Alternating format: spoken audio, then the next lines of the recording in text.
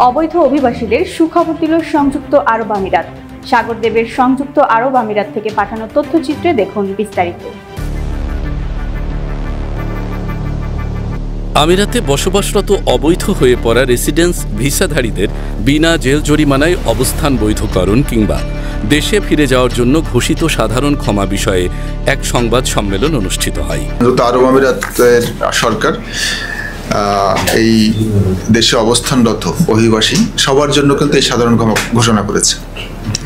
General amnesty 1 September থেকে 31 October পর্যন্ত এই 2 মাস হচ্ছে সাধারণ ক্ষমার মেয়াদ। এই সময়ের মধ্যে এখানে বসবাসরত যারা অনিয়মিত আনডকুমেন্টেড বা কাগজপত্র নেই বা যারা বিভিন্নভাবে যে কোনো কারণে এখানে অবৈধ হয়ে গেছে, ভিসা নবায়ন করতে পারে নাই, তারা এই সাধারণ ক্ষমার আওতায় তারা এখানে বৈধ হতে পারবেন।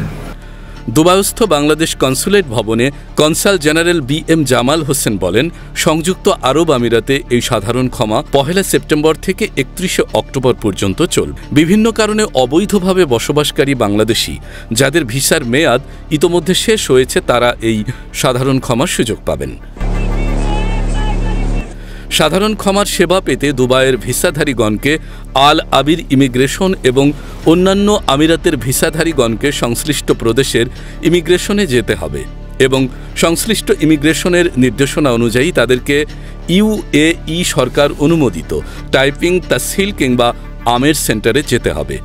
দেশে যাওয়ার জন্য এক্সিট পারমিট পেতে মূল পাসপোর্ট এবং দূতাবাস হতে ট্রাভেল পারমিট লাগবে।